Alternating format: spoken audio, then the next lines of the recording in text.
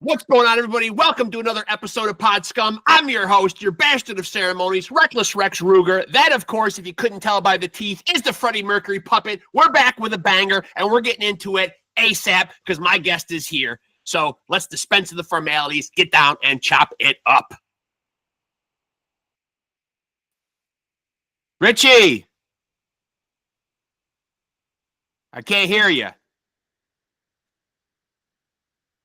I just got to get your audio. Can you hear me okay? Yeah, I just can't hear you. Is your microphone is your microphone muted? Yeah, I don't hear you.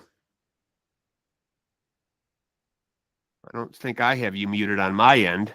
At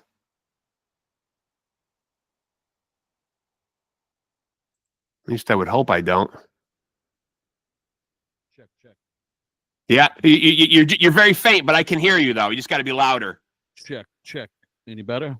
It's getting better. Hello. There we go. Perfect. Yo, 1, 2, check. Check, Mike, checka. Hey man, it's good to meet you, man, and thanks for doing this. I'm glad we finally got a chance to do it, man. I know we've talked offline for a long time, man, just getting our schedules. And before I get into any of the questions, man, I certainly want to put fans of Wisdom in Chains' mind at ease. The band hasn't put out an album since 2018, the longest since an album, but Wisdom in Chains is still continuing on. I know that the metal websites have picked up that no longer are you guys with Mad Joe. No. Okay, so you guys do have a new vocalist, though. Yes, got a new guy. Okay. Tell us a little bit about that. Okay. We got Frankie, an old friend of ours from. He was you know Death Before Dishonor? Sure. Yep. Bass player with Death Before Dishonor. Years ago, I was in like a side project with him that was called Trust and Few. Okay. And he does like a lot of acoustic stuff. He's a good musician. Okay. So we got Frankie in the band, and we did a few shows with him so far, and we've been writing a lot. You know, okay. So that's the, like you said, it's been so long since we put out an album. That's the priority. Yeah. Got to get an album. And so what is the timeline like? Like without locking you into a specific date, man. Like, do you anticipate there will be something from you guys in 2025? Yeah, definitely. Yeah. We recorded already there's a tribute comp coming out for a Motorhead tribute comp. Oh, nice. We recorded that with Frankie, so we did a cover song for that one, and we're about 5 or 6 songs deep into the new album right now. Okay. And actually, this Friday we start with some drums for that album. Okay. So, okay. So definitely 2025 is gonna be popping for us. We got some overseas stuff already planned. The record will be out by then, and yeah. And because the way music is released has changed so much, especially post-COVID, it seems like we're seeing a lot of singles, we're seeing a lot of EPs. What's the mindset for where you guys are as far as like releasing? Obviously, I don't need to tell you attention spans are not what they once were. It seems like people, they want to pick and choose. They want to go, track by track. They don't want to drop the needle and listen to something all the way through. Where's you guys' head at? Do you feel like an LP is still the way to go? Is it an EP world nowadays? It might be, but for us, it's an album. We got to do an album. We want beginning to end, take you on a trip, 10, 12 songs maybe. And that's what we've always done, but we put out 7 inches in between. So a little shot of 2 songs, 4 songs, split 7 inches. But leading up to the release, there will be singles, Sure. Yeah. But I don't want to just put out a single and then that's it until, a year. We want an album. We wanted an album for so long. So, we've been like fighting to get an album out. So now it's like finally the time. So definitely an album, And catch fans up to speed a little bit, with not so much speaking on Joe's behalf, certainly. I'm sure he has his side of the story too, man. But an amicable split and what has gone on over these 6-7 years? Well, 6-7 years, that's crazy that, when you say it, that sucks. Yeah, we've been trying to write now. We've been producing music, right, and handing over a lot of music, and we just couldn't get him to write stuff for a long time. And he canceled a few tours on us that he originally agreed to. Yeah, let's do it. Once you do that, you know how it is. Once you get something in motion, if you have to stop, it's deposits are sent. Tickets are being sold. Bad for business. Promoters are sending deposits to our agent. We got backline on lock. A bus or a van on lock. Now, we're screwing over companies every time we cancel. You know what I mean? So he did that a few times, and he's a good friend. Stuff happens. This last time he did it, we were like, oh, this is bad news. It was maybe a week until we had to leave for tour. And he said, just get a fill-in. So I knew that wasn't going to happen, with a week's notice. That's tough. Yeah, it's tough. But I tried. And we talked to our booking agent, Snoop, and he was like, guys, please just listen to Joe and come over by any means necessary. Get a fill-in if you have to, because you've done this so many times. It's bad now. It's a bad look. So we reached out, and that's when we reached out to Frankie to fill in for that tour. He couldn't do it. We reached out to other people. And when we couldn't get anybody for that tour, our drummer hit him up, our drummer Luke, on the side, and just was like, listen, Joe, just do this tour because this is bad, and let's just get it out of the way, then we'll figure out what's going on. Because he said his voice is shot. It's bothering him. He couldn't do it. And he said, Luke told him, Evan, our bass player, and Richie, me, will help with the vocals. So, he'll just go half force on the vocals. Don't blow yourself out. Yeah. He told Luke that's no fun. That's not going to be fun for him. And Luke was honest with him. He's like, it's not about fun at this point. Let's just honor our obligation. We said we do this, get it out of the way. And he said to Luke, I don't know what to tell you. I can't sing this kind of music anymore. So, that was a little different than we understood originally, from like, I can't do this tour to like, I can't do this kind of music anymore. So when Luke came back to us, we discussed among ourselves, what do we want to do? Do we want to just end the band? Or do we want to keep going? And honestly, as a band, the four remainder, us, we probably definitely we've written over 100 songs musically within that. Oh, so there's material there. There's material. Ton of material. Yeah. But it would just not go anywhere. I would send him a batch of 6 songs, and he'd say, oh, that second song is great. And then 2 weeks later, you do anything with that second song, he'd be like, what second song? It was just like that for like years. Oh, let's practice. I can only practice this day. Switch everything for that day, and he wouldn't show up. It's like it would just go on. And then so when Luke came back with that, we were like, we still got the music, we still want to do it. We still like it, and if he's not liking it, that's fine. If he's not having any fun, if he's over it, we just couldn't get a really straight answer until he said that to Luke. I don't know what to tell you. I can't sing this kind of music. So we decided we're going to do it. So that's when I went back to Frankie, who was one of the guys I asked to fill in. I said, Frankie, if we do this band, like with a new singer, would you be down? And it's Frankie, Frankie knew it's big shoes to fill. Unique voice, had great lyrics, good delivery, his own kind of style. But Frankie's like, definitely. He was like, I'd love to do it. I would love to do it. So that's when I hit up Joe and I said, listen, we're just going to continue with Frankie. We're going to try to write a good record, and hopefully people dig it and we could keep going. But Joe didn't take it too well, and we communicated a couple more times with him after that. And then this is probably the longest in decades that I haven't heard from him. So it's a sad situation. If I knew it was going to work out like that, I probably would have just ended the band on the spot.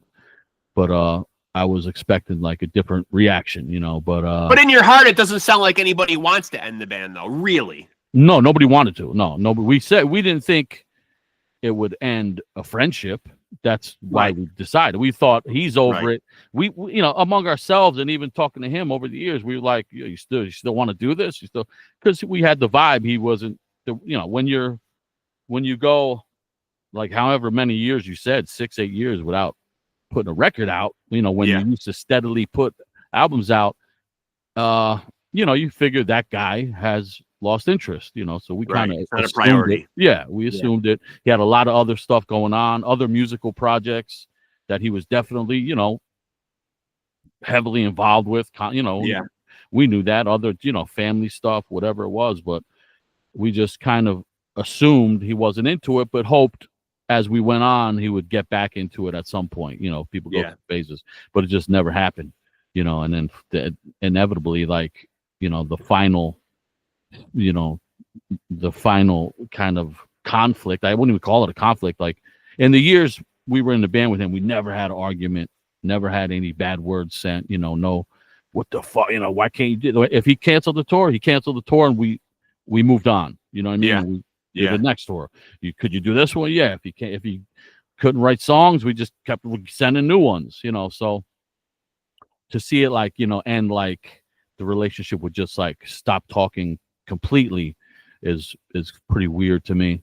Because me and Luke hit him up last time right before the announcement. I said, Joe, we're gonna announce we got a new singer, and why don't you write something? Let people know we're passing the torch. Do it with class. Yeah. And he said, he didn't want anything to do with that. So that's when I was like, is there something I'm missing here? Like, I thought he said I can't do right. Mixed signals. Yeah. So when he said that, I was like, oh man, and I wanted him to be part of the transition, and I wanted him to still come with lyrics if you wanted, jump in and out whenever you want, show up whenever you know what I mean. That's what I thought it would be, and he said I don't want anything to do with that. So I kind of just wrote a statement on my own, tried to be real honest. I saw it. Yep. Yeah. And I didn't want, I wasn't calling nobody out, blah blah blah. And then Frankie did a podcast. He did This Is Hardcore podcast and explained he's in the band. And then as we were leading up to our first show with Frankie, me and Luke hit him up again and said, come to the show, sing one song, sing all the songs, if your voice could handle it, or just, be there, pass the torch, say something. People loved you. It was always dope, good stuff. You know what I mean? Yeah. Yeah. Like, show them what we were about. And he just never, from that point, never replied to us. We haven't heard from him since, so it's kind of heartbreaking, it's sad. And so Frankie will obviously still continue to pull double duty and still play bass for Death Before Dishonor as well. Well, you know what? He kind of is in a situation where he hasn't been playing live with them, but I think he writes with them still. And if they do local stuff, he plays live with them, because Frankie has this job that he was doing for a while, and it's only till recently where he has like time to do new musical projects, where he just works around the clock. He's like the sound head of house of sound of some theater in some old school, well-known theater in Boston. So he hasn't really been playing with them live unless they did local stuff, from what I know. Okay. And I think he still writes for them, though, and stuff like that. Okay, but you made mention that you guys have a lot of stuff already done in the can. So what will Frankie's role be in the creative process? Will these songs be revamped, retooled? Will he come in with any ideas, or is an album already written and he'll just be coming in and doing stuff that's already there? Well, we definitely had enough music for a couple albums. So we sent him some old material, and if he liked it, it's his to sing over, right? Write whatever he wants. If he wants to change some parts, let us know. But the main thing he wanted to do was he wanted to be in a band where he didn't really mess with the music. He just did vocals. Yeah. He would do some ideas. And, we are doing a couple songs that we had from a while back, when Joe was in the band, that we just never used. But for the most part, all stuff that was recently written just for Frankie. And Frankie's writing the vocals over it and asking, extend this part, cut this part out, add this, add that, And he also gave us one song is completely his, vocals and music. And so he's a big part of it. He's 100%. He obviously seems to be very comfortable. I mean, segueing from the bass player in a band to instantly being the guy out front is I imagine would be a big transition. Yeah. And like I said, I was in this band called Trust and Few with him when he wrote and recorded everything at his house. Yeah. But he was the singer for that band, Okay. And so he's got experience doing this. Yeah. And he's been doing a thing where he travels around and he plays acoustic, like, bars, like just by himself with a guitar. So he's kind of always meant to be a front man, you know what I mean? And the shows he did with us already, he really did them with very few rehearsals. And his stuff, like the stuff he's writing with us now, the new stuff, Right. is incredible. He sounds great. He's doing great stuff, but it's not easy to come in and sing somebody else's lyrics, you know. Yeah. It's a little Yeah. tricky. But he Yeah. came in and he, with probably not even one full practice before the last show, because there were probably 3 of us there and him, and we just went through the set real quick. He came in, killed it, and really relied a lot on his like charisma as a front man. You know what I mean? Because Right. these songs are, you know, Joe's lyrics, very wordy. You know, if you're not used to it, you get winded real quick, and you know, you'll stagger. You'll get out of the time frame. It's kind of like a train. You know, a lot of his stuff. Right. But he killed it. Yeah, he's a really good musician. Plays bass, plays piano, guitar, sings, does all types of stuff. But yeah, he's taking a big role. He's just jumping to he's the front man, and all these lyrics on this next album, so far 6 songs in, will be his. You know. So and what's the main concern with the band now? Because you know, so much time has elapsed, man. Like, where are you guys as far as like where your mindset is with making sure this band is like you know, it seems like so much music is out on the streaming platforms sometimes. I imagine that when you don't put something out and you're idle for a while, you start to think, are the fans still there? Have people forgotten? You know what I mean? Like, I mean, like, what's the statement or like, what's the mission here? Like when you come back with an album after a hiatus like that? It's got to be good. I mean, it's got to be great. It's got to be an album filled with anthems. The track list has to be right. The art has to be right. The lyrics has to be right. The delivery, everything. Because like you said, we've wasted so many opportunities and so much time, and we were really, you know, on a roll for a long time, and we were lucky to get a lot of opportunities that we did get, you know, and take advantage of some of them, and didn't take advantage of a lot of others. So I'm sure a lot of people did forget, you know, but we do have a base, a core, and one thing we've been, you know, even during Joe's time, was trying to just play the right shows at the right time. Right. You know, and so key shows at the key times to remind everybody we're still around. But as a band, we always were like, let's put this out, let's put that out, but we just couldn't do it. But yeah, a new album has to be great. You know, we're gonna, if we don't think it's great, it'll never come out. You know what I mean? So right. It's almost like one of those albums. It's almost like one of those albums you got to come back and feel like you have to make a statement. You know what I mean? Like that's kind of what I was like alluding to. Like yesterday.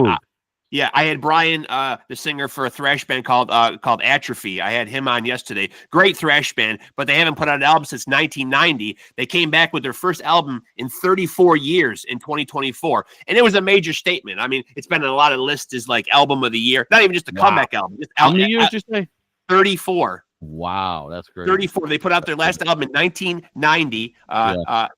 And like they were one of those bands that were like, you know, I asked them this, you know, they were almost kind of like sort of poised to be like, you know, one of the bigger thrash bands. You know what I mean? Like they were out of Arizona. There's a great scene there, man. I mean, Atrophy, they're a fantastic band or whatever, but you know, that's a long time idle. That is insane. 34 years. Yeah. I know. That's insane. 3+ decades of no new music. I mean, that makes me feel better. Like now, yeah. Yeah, I was gonna say 7 years is nothing, man. But and so I'm curious what you think overall. You know, as somebody that's been doing this for a while, like when you look at the hardcore scene nowadays, because I mean I'm 51 years old, so like when I think of great hardcore bands, I think of the Cro-Mags, the Agnostic Fronts of the world. I think about them coming up on that Lower East Side. You know what I mean? It's like they were all kind of like very DIY. You know, very resourceful or whatever. You know, does that hardcore ethos you think still exists today? You know, or do you think because those bands had it so difficult and had to put their nose to the grindstone, that maybe that hardcore ethos is not something that can exist nowadays? Because it is so easy to get your music up on the streaming platforms nowadays. I mean, you don't have to work as hard. Now, having it be successful is a different story, but putting music out nowadays is not as difficult as it once was. Do you see young bands out there with that same hunger and drive? Yeah, I think so. Yeah. There's like, you know, within the scene, there's other scenes, you know, sub scenes. Right. Yeah. And there's definitely like a scene of more traditional style of hardcore, not just in the sound, but in the presentation and how they put their stuff out, and you know, how they book their shows, how they travel. You know, because right now you could come out, you could have an agent before you have a song. It's kind of crazy, you know, and Like you said, your stuff just goes online and this and that. But it's easy to get music out, but it's also easy to have music forgotten right now. Yeah, you know? yeah, it is. Like, you know, when the Cro-Mags put out Age of Quarrel, which is a killer record, what were they competing against? You know, not much in their genre, barely anything. You know what I mean? It was like they did this and 4 other releases, you know. But, you know, so yeah, like not to discredit it. I'm just saying, like, there's ups and downs. Like right now, it's like I heard some great hardcore albums that are forgot in a week because they just came out and another thing came out and another thing and another thing. Yeah. So right now there's just a battle like to be heard. Luckily we have built a little bit of a name and have a little bit of a base that some people will definitely take time to listen to, but how will we get new people to hear it, you know, or people that just know the name, but you know, they came in later. Oh yeah, I know Wisdom of Change, something new, not interested. You know what I mean? How we get them to hear it. You got to get in front of them live usually. That's the key. Yeah. So when you see bands that are still doing the 30 dates and stuff like that, those tours, that's like the old school hardcore ethos you're talking about. They're hitting the road, no big label behind them, but they're playing live. And there's a band, Combust, been busting their ass for years, putting out something new right now. If you hear them, you're like, oh yeah, that's what it's all about. That's a hardcore style band. They're playing constantly in everybody's face in everybody's small town, major city, going on their own, you know, booking their own shows. So definitely still exist. But there's also the element of the big business in the same scene that kind of, you know, drowns things out. The bigger bands with the agents and, you know, worried about how big their logo might be on a flyer, stuff like that, which is much different than, you know, the stuff I came up with. You know what I mean? What about when you see a band like, is it good for the scene or does it detract from the scene? Like when you see a band like Knock Loose, you know, get a spot on like Jimmy Kimmel. Well, it's definitely good. You know what I mean? It's good for the scene. Yeah. If somebody hears it though and doesn't like it, then it's bad for the scene. You know what I mean? They'll be like, does it all sound like that? But that's the thing, because Knock Loose is, you know, that's regarded as a hardcore band. Somehow. Just as Terror is, and just as Modern Life is War. Like hardcore is so crazy that you could go from this to this to this and still be under the same flag. So for a newcomer, he might think, okay, hardcore sounds like Knock Loose. I don't like it. So in that case, it's bad. But if he's like, wow, this is hardcore, I love it, doing my research, now he finds XYZ, then it's good, you know? But that's one thing coming into the hardcore scene. You might be a little shocked about how the sound is so diverse, because it really is. I don't even know how. I mean, there's just some bands that I would say that's metal, right? No, we're a hardcore band, you know, and they are, because they operate kind of like a hardcore band, but sound wise, it just yeah. And so, how do you get into how do you get into the hardcore scene, man? Like, was there an album or an artist or even specifically a song that really got its hooks in you and kind of pulled you into it? It was all Agnostic Front as far as, you know, me for the hardcore scene. Yeah, that's that was my the band too. Yeah, those are my guys. And I love the old Dirty Stuff, but when they did One Voice, is when their One Voice album. That's when I was like, okay, they don't sound like they used to, but they're not claiming anything else. They're a hardcore band, but now they got some different around them right now, Overkill and Exodus and stuff. So they're incorporating some of that sound with the, you know, with their own flavor. And that album, that band, that was just everything for me. You know, that's the key, you know. Well, they're one of those cool bands, man, that is not afraid to go out and be on like a bill, like with death metal bands and thrash metal bands, man. That's one thing I always respected about them. As a matter of fact, they were just on tour with Obituary and Sepultura. Yeah, and the thing is, not only, it's funny you mentioned the tour with Obituary, because the guitar player of our band, like I remember when I first met him, like one of the coolest things about him was he's like, oh yeah, my old band played with Agnostic Front and Obituary, because they toured way back. Oh yeah, yeah. So we were like, oh, you did that tour? Oh, you were on, you know, like, so we, you know, it's like, yeah, Agnostic Front has been doing that kind of stuff for decades now. You know, playing with all types of bands and but representing hardcore, you know. Yeah.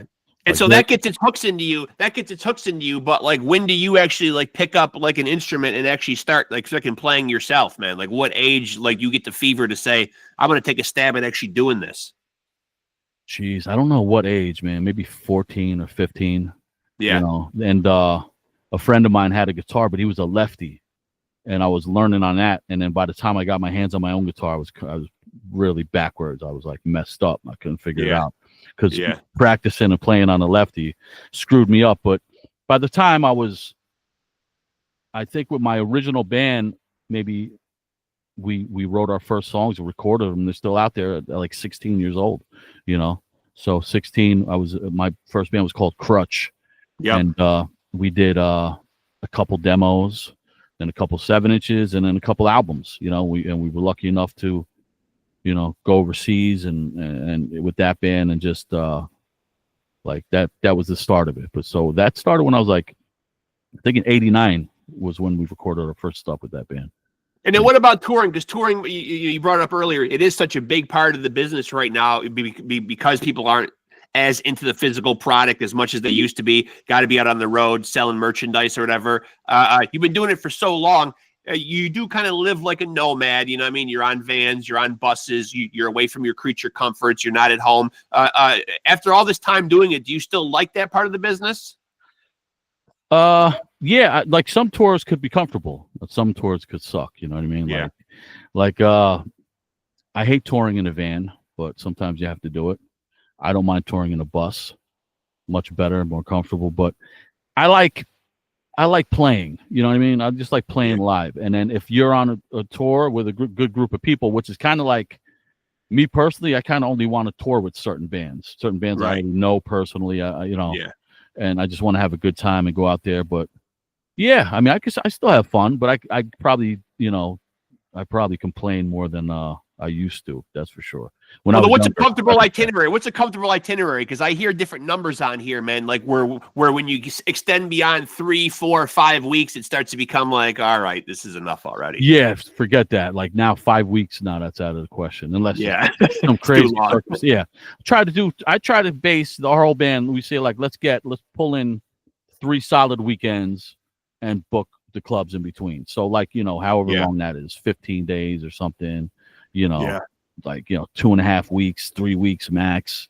That's kind of like what we go for. And I think that's the standard, unless you're like a functioning band that makes a living off touring. Then it's in your interest to stay touring. No, I seem to hear that number like a lot, where people are just like, you know, that's pushing me to my outer comfort level. You know what I mean? Like, that's, you know, I've had it at that point. And we all have jobs. You know, we're doing. There's that. So we got it back.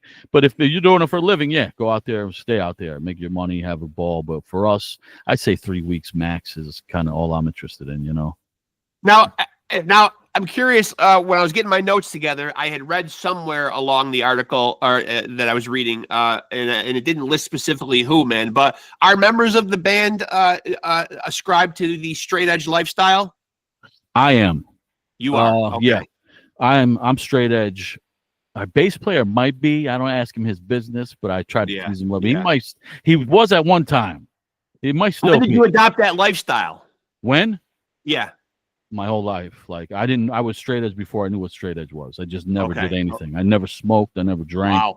Never did any drugs. And then all of a sudden I saw, oh, there's a thing, you know, there's other weirdos like me, you know, that's cool. You were straight edge before you knew it was even a movement or a thing. Yeah. So I was like, it was, you know, and I kind of never really liked the straight edge scene though, because the bands didn't appeal to me except for Judge. I really always loved Judge. Yeah. And, but for the most part, I wasn't like big into like the Youth of Today type bands. It's just Minor Threat. That stuff wasn't for me. I liked a little more aggressive and slightly more modern sound, a little crossover sound, you know, more so. But I did. So from a fan standpoint, I usually like to thread a couple of my subjective questions in here. So obviously this is just your opinion, but you know, based on your own personal experiences in life. But from a fan standpoint, are there any shows that you've gone to see live that have stuck out and resonated with you? People you've got a chance to see where the experience really stayed with you and you were blown away? Yeah, you know, I was just talking about, because I was with some old friends the other night. We were talking about a show It was the Biohazard record release show in it was in New York. I forget the name of the venue, and it was for Urban Discipline. I think it was for Urban Discipline. Yeah, but they had a fucking monster album. Yeah. But they had at that show they had Bulldoze as one of the openers, 25 to Life, Madball, Crown of Thorns. They had all of the current like hardcore New York hardcore bands at the time opening. Yeah. And we got a first look at a lot of those bands in the 90s. Yeah. What the hell was the name of that place? It's on the tip of my tongue. But classic show. But yeah, where does Biohazard fall, man? Do you look at them as a metal band or do you look at them as a hardcore band? I look at them as a hardcore band. Yeah, you know, me too. Maybe I'm just trying to take a good band and pull them in my scene. You know what I mean? You know, I kind of agree. Yeah, I kind of agree. Yeah. But I knowing, you know, I'm good friends with the drummer and some of the guys in the band, and I know like I've had Danny on the show. I've had Danny on. He's great. Yeah, he's and awesome. I know he's a hardcore guy. You know what I mean? He's like he loves all types of music, but he's according to how he talks, you know, the hardcore was kind of the spark for all of that stuff, you know. I kind of equate it to the fact, like, I look at the material, and that's kind of what decides it for me, man, because there was a lot of social commentary and a lot of stuff that, like, you know, the lyrics were poignant and they were very much about what was going on, you know, in the cultural landscape and in the world. So, I mean, like, you know, I think when a band takes stances and they plant their flag and they say, this is what I'm going to write about, you know what I mean? That coupled with the style of the music that they do, I think they lean more towards hardcore. I think so. And the look, like you said, the lyrics, the artwork. The song titles, it was all seemed way more hardcore than metal, you know. If you had to create the Mount Rushmore of hardcore, man, who would the 4 bands be that would be up there? Wow. How many people on Mount Rushmore? You got 4? 4? Don't feel bad, because when me and my son were doing our boxing podcast, we were asking boxers their Mount Rushmore of all-time fighters, man, and someone had to point out to us geographically where the fuck it even was in the United States, which I do now know is South Dakota. Yeah. Well, I know it's at Mount Rushmore, but now I know that where that is. But how many people are on it? 4. 4, okay, 4. I got brain damage like the boxers, I think. Okay, 4. You got to go Agnostic Front. Yeah. You got to go Madball. Yeah. So this is hardcore. Just hardcore? Yeah, yep. I'm going to go Agnostic Front, Madball, Terror. Terror has earned the spot through, I don't know how many full-length albums out now, how many shows, how many member changes that didn't end the band or change, you know, the band, their total dedication to the scene. And I'm going to throw one more up there. This is so tough for the number 4. Right, I got one more. Damn, that's a tough question. Ooh. Hopefully none of your hardcore friends, while you're thinking about it, will call you up and be like, hey, I saw your interview. How the fuck would you leave us off the Mount Rushmore? Well, it's hard not to put Sick of It All on there, but I know. Also, like I just said, how important that Judge record was to me. And by the way, shout out to Lou. I'm glad you brought Sick of It All up, man. We wish him a speedy recovery, man. He's going through some shit, and thoughts and prayers are with him. Lou is as strong as they come, so it'll be best. Yeah. Let's go Judge. Just because that one album was such a big, it's so important to me. Agnostic Front, Madball, Terror. Judge and Terror. Yeah, that's it. Judge and Terror. Let's do that. And I'm glad Lou's name came up, man, because one thing I really do love about the hardcore community, they will have benefits. They will have rallies, man. It very much is a sense of community, man. And it always has been about that, man. Yeah, that's very important. And you know, it's like I remember looking at Lou's GoFundMe and being proud of the scene. You know what I mean? Yeah. And I remember looking at all the bands putting out merchandise on behalf of Lou. You know, I was proud of the scene. When stuff like that happens, definitely proud of the scene. Because it's very charitable, very stick to each other, stick to your own, help each other out. Because they know, in the sense, it's kind of like the black sheep of the music scene. You know, for whatever reason, it never gets the budgets, it never gets the label interest, it never gets the exposure that metal does, or, you know, other aspects of heavy music. So it's kind of like, stick together, kind of like the whole thing. As a guitar player yourself, who do you think has had the most influence on you as a guitar player? Vinny Stigma, you know. Yeah. Vinny, I mean, he's like Vinny Stigma for the the lifestyle, the attitude, Yeah, and the as far showmanship. yeah, Yeah. but as far as the skill, like I said, I'm going to claim him, Bobby Hamble, Biohazard. Yeah. As far as the soul and the skill, Yeah. and he's really good. He's so fun to watch. You sometimes, you see people play and you're like, do I believe it? When Bobby plays, you believe it. You're like, oh, he loves this. Yeah. He feels it. He loves it. So Bobby and Vinny, and also Yeah, but Matt Vinny, Henderson. but Vinny does feel like everybody's uncle in the fucking scene, though. You know what I Yeah. mean? Like, And he kind of is. He kind of is. Yeah. Every time I hear an interview, especially from the old New York hardcore bands, Vinny's older than them, but Vinny looked out for them somehow. He let them sleep in the van. He brought them in the house and fed them. She saved them from a beating. So he's that guy. Yeah. And obviously he put out a book this year. Roger's got a book out. Lou and Pete have put a book out or whatever, man. So like, I think when they write books and stuff like that too, man, it's I think ultimately it's good for the scene too. You know what I mean? Like getting their names out there, man, and seeing that, hey, like these guys are more than just a bunch of guys who just go to clubs and play really loud music. You know what I mean? Like, yeah. Oh, definitely. And when you put out the books and Roger with his collection, like, you could do that stuff in the hardcore scene because people are so into that, like there's no way Roger or Vinny is going to put out a book or anything and everybody's not going to eat it up and have to have it. You know what I mean? Because it's part of like everything. It's part of, that's why vinyl never died in hardcore, because we have to have that vinyl. We have to have, I already got it on red, but I want it on the blue too. It's the same album, but I need both. Why? I have no idea. Mentally ill maybe, but that's just like, it's a hardcore thing. You almost everybody's a collector in the scene. It's a kind of a way of showing respect, knowing that these guys, because my band, we do good, but we don't do it for a living. So for the handful of bands that do it for a living, I'm supporting whatever they put out. They put out a can of soup, I'm buying a can of soup. You know what I mean? Whatever it is. Yeah. And now, do you have a lot of trepidation? I know you said you've gotten out and played a little bit live with Frankie, correct? Is there any trepidation or any feedback, or have you received any feedback from the fan base or from people at all who might be concerned about a drastic lineup change like this? Like when you replace like a vocalist, the face of a band, sometimes it can alienate fans or whatever, man. You know what I mean? Like people aren't always like down with the change or whatever. What would you say to fans that might say, oh, I don't know, man, no more Mad Joe, I mean, like, where does that leave them? You know what I mean? Like address that issue. Well, we definitely saw that when we first put the word out that we have a new guy. Definitely saw that. Yeah. And some people were just, they if they love Joe and what he's done, great. I don't blame him. Like, I wouldn't have been in a band with him that long if I didn't love what he was doing. You know what I mean? Right. So I get it. I get thinking that he is, an asset to the band, because he was.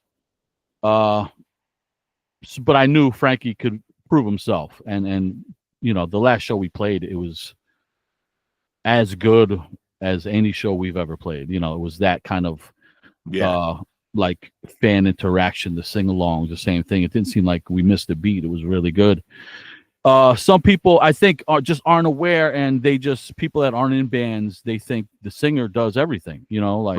How can you go on without the singer? But not to discredit Joe, because he did a lot of vocal. He wrote a lot of vocals, but he didn't write all the vocals. He didn't book shows. He didn't book tours. He didn't deal with record labels. He didn't write any music. There's other people in this band that did a lot of stuff. Sure. So it's but if you're not in the dynamics of a band, I get it. Like, oh, that's the singer. Like, you don't even know who else is up there sometimes. But it could be the bass player that does everything in this band. This bass player does everything.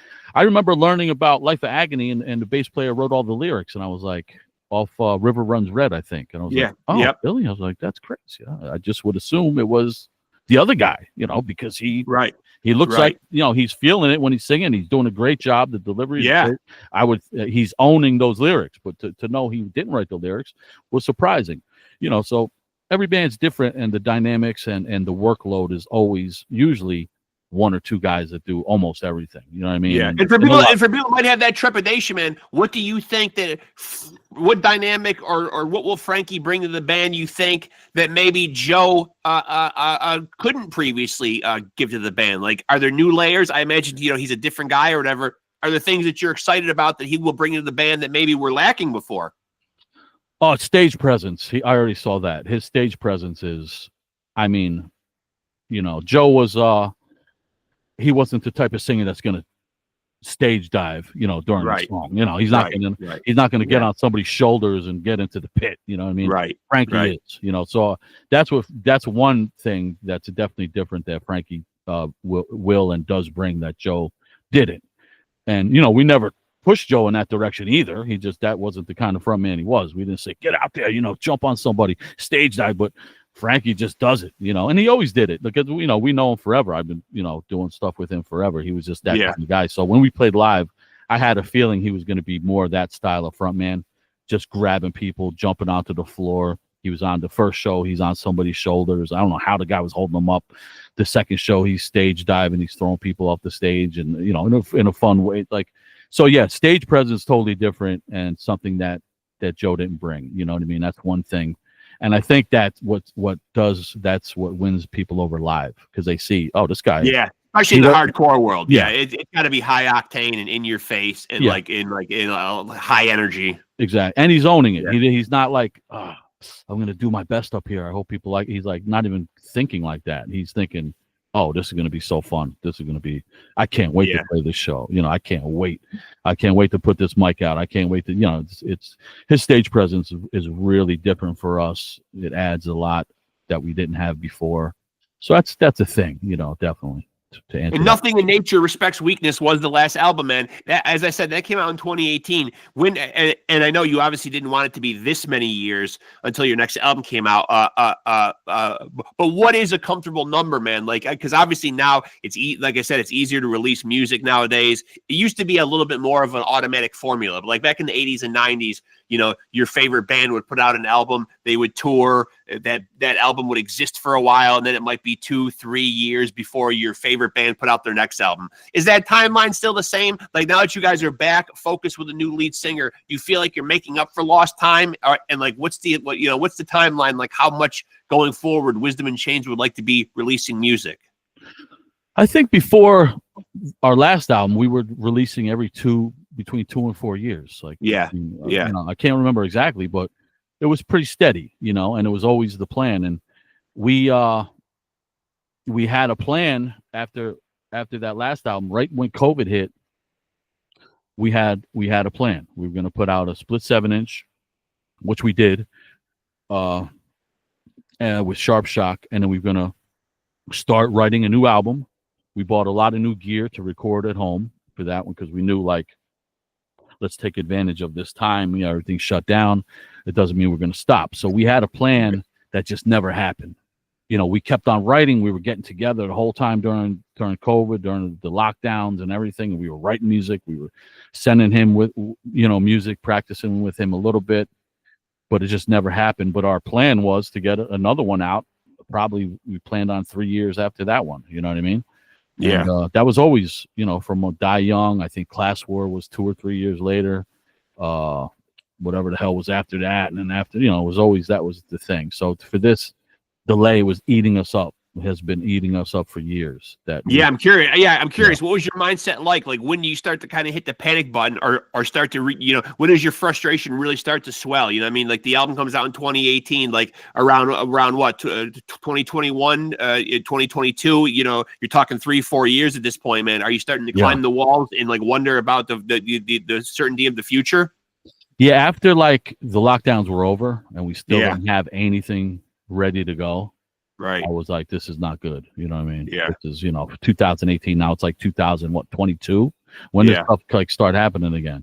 Yeah. And nothing in sight. And then we had a couple meetings, with Joe and with, Joe, you sure we were going to break up probably twice since that album. And we said, Joe, you sure you want to do this? Yeah, I definitely want to do it.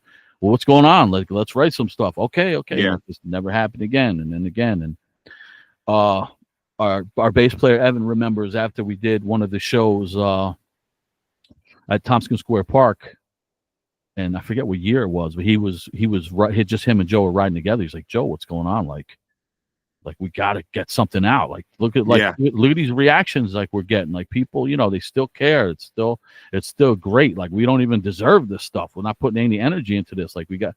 And he said, yeah, let's do it. And that didn't materialize. Just like, so yeah, I'd say around 2022, if we were sitting on songs ready to go, not just musically, but vocally, and it was just a matter of booking the studio, I would have felt different. But 2022, when we still didn't have anything ready for the studio, you're starting to worry a little. Yeah, definitely worry. And are you the kind of guy that? Because I'll talk to guys on here sometimes that I don't even know where the fuck they find the time, but I applaud them for doing it. But they'll be in 3-4 different bands. Has Wisdom of Change always been your singular focus? Was there ever any thought about, hey, maybe I just scrap this, I start something new with the guys, we slap a different name on it, or I go a different direction, or take my guitar and go see if somebody else needs a guitar player? Did any of that ever enter the equation? Yeah, as far as writing and recording, we actually did that. Like the rest of us, except for Chris, like myself, Luke the drummer, Evan, during COVID, when Wisdom wasn't writing anything, we wrote something called Z9, and we put out something like 7 songs. I forget how many. And we put out some vinyl. Never planned on playing live, but we just were like so itching to record. So with that, I just kind of like. Remember, I mentioned we bought some gear and we were trying to get ready to just do work. We're gonna have 2 videos out, do the album, videos out before the album, get some hype. And when it wasn't working, me, Luke, and Evan just jamming out all the time. We're like, let's for fun until Joe's ready, let's do something else. And we did that, and it maintained about a year of our time. That's it. And we wrote a bunch of songs and we recorded them and put them out, and that was called Z9. And then it probably felt good just to have an outlet, though. I imagine, totally. Right? It was like scratching an itch. You know what I mean? It was like we all wanted to record, we all wanted to write, we all wanted to see a finished product. Sure, and that's what it was. And then I did some other stuff that I would just put straight up on like Spotify, stuff I did at home by myself. But I never had the interest in like joining a band and hitting the road with a different band, Well, I'm glad you brought up videos, because they are still, I mean, I know MTV doesn't exist the way that it used to or whatever, but there are still bands putting videos up on YouTube. It obviously is a great promotional tool. I don't think bands are spending hundreds of thousands the way they used to on concept videos and stuff like that, but it is still effective, and it gets fans adrenaline pumping and stuff when something is new. You feel like when you guys, make this resurgence and that first single comes out, do you feel like it will be accompanied by videos? And like, what do you foresee is like, hey, we're back, check this out? You know what I mean? Like, do you anticipate coming back with something big visually? Yeah, I think why not? Because that's just, we're from an era where that was the standard. Why change it? You know what I mean? So, it's kind of, I think they help, because I think a lot of people are just on the computer a lot, on their phones. And if they randomly come across even a snippet, maybe they'll look into the next thing. So it's kind of like it's a commercial for the album, Yeah, So, and especially like you said, if it's something that's anthemic and it gets its hooks in people right away, man, you know what I mean, and catches fire, man, and starts to become like a groundswell, you know what I mean, and then people start to see like, holy shit, these guys are fucking back, Yeah, you got to get in people's ear, and if it's through a video, if that's the trick to get them to hear it, then that's it. But the thing is, you don't want a bad video, video, right, yeah, a turn off. That's a turn off. So if you come up with a little clever idea or just something that's typical but looks strong, then we're definitely planning on a couple singles to lead up to the release of the album, and maybe a video or two. Definitely, I think it's important. And so you guys would like to have, just to clarify before we wrap up here, you guys would like to have an album out in 2025. We will have an album out. Yeah. All right. That's the that's the plan. And when you're putting the albums out, like I know we talked about LP versus EP before. I know you said you're sitting on a lot of material, man. Obviously, because music isn't digested and listened to, like I alluded to before, the way it used to be. Do you think of a certain number of songs or a certain amount of minutes that an album should come in at? Not minutes. Is there a right number for that? I don't know. I think like 10 to 14 is like a good one. Yeah. If you have, if you're like a band and you're kind of, if you got some short blasting ones, do 12, 14 song album. You know what I mean? Yeah. But we always like to change up song to song. We'll do a totally metal song, an oi song, an old school song, punk rock song. We'll mix it up just because we like to. We have fun. We did that from the beginning so we could still get away with it. Yeah. But some songs might be like 45 seconds. Some songs might be 6 minutes. But I think 10 songs this time around is good for what we're writing so far, kind of leading up to seeing the vibe of how these will be. I think it's looking like we're definitely going to do 10 songs. We got something we're doing now that we didn't do ever before. We got a producer, and we to get an outside ear in. Oh, so you guys used to produce your stuff yourselves? Yeah, we would just do it ourselves. Yeah. And which was good, but it's why not get a guy to listen, having tell you not to do something if it's stupid. You know what I mean? Like, we hold each other accountable too. Like some of my favorite songs that I wrote, I handed to these guys over the years. They'll be like, nah, that's some shit. Don't even. Right. And I'll be like, all right. Meanwhile, I'm thinking it's great. So, we put each other in check. Nobody gets hurt feelings about it when we have to. But yeah, we're going to have a producer on this. We're going to record a little different way than we ever did before. And we're just excited to do it. And like I said, we're actually starting the whole process this Friday. Is the mindset because you're going to work with the producer and do things a little differently and seem to really be, wanting to make sure that all the boxes are checked? Does that have something to do with the fact that there was a layoff and you feel like, okay, this is kind of like, for lack of a better word, a comeback album, our resurgence, so to speak, that we want to pay a careful attention to detail? Yeah, definitely that. But we always did want a producer in the mix, you know what I mean? Yeah. But we just never did it. So something kind of like a wish list, like let's do it for this album. We always talked about it. We never did it. But plus this is definitely an important album. We have something to prove.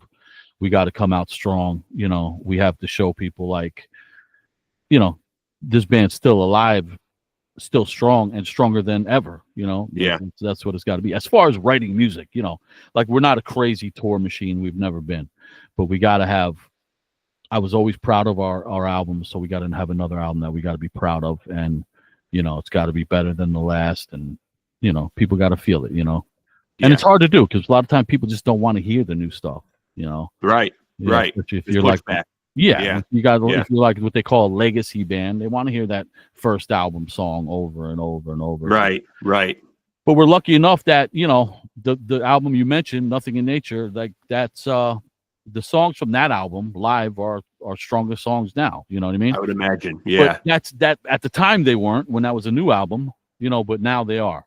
So I think people always end up, they always end up eating up the stuff if it's good. They grow on it. It grows on them. Yeah. But it's kind of like at first, especially in hardcore, we just want to know, we want to sing along to what we know. I don't know that one. Hurry up, get that out of the way kind of vibe. But yeah, this is going to be, it's going to be, like a shot, it's going to be like fireworks. We got to make people look. We got to do something that people it's going to sound like us, but it's got to be us to our highest level, and that's, if it's not, it's going to, it's not going to come out. And you're still, and are you still a New York guy? I live in Pennsylvania. Pennsylvania. That's right. Yeah. Okay. I live in Pennsylvania, but I'm from New Jersey. So, is it cold as fuck where you are? Yeah, right before this, I was shoveling the driveway, freezing. Yeah. My I'm in upstate.